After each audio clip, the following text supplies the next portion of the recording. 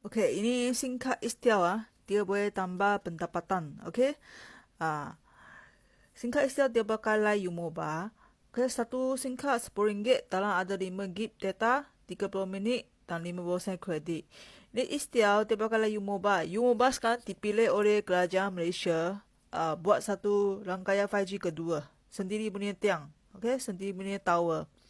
Okey, tak sama dengan Maxis, Celcom, Digi, Red One, Tuntok semua tak sama.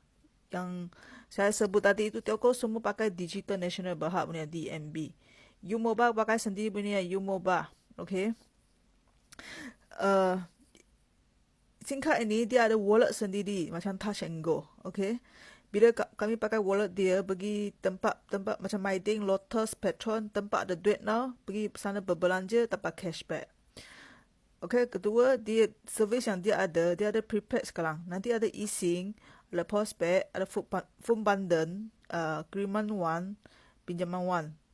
Okey. Ketiga, semua orang beli satu SIM card je terus jadi dia punya agent, jadi dia punya dealer, boleh tambah pendapatan ah. Okey. Jual satu SIM card nombor baru kalau dia top up RM35 dapat RM8 sekeping atau satu line. Okey.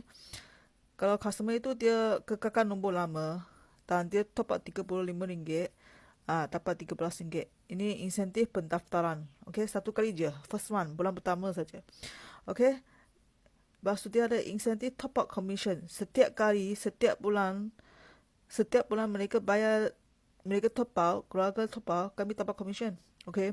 Contoh, anda jual kepada A. A pakai SIM card ini. A pun recommend atau ajak kawan dia B pun pakai. B pun ajak C pakai. Okay? Mereka pakai, tiga orang ini pakai, anda dapat commission 13%, 3%, 3%, 8%. Okay? Contohnya, kalau top up RM100, dapatlah RM13. Nanti tuan-tuan boleh gila lah pakai kalkulator. Okey, RM35 dalam 13%.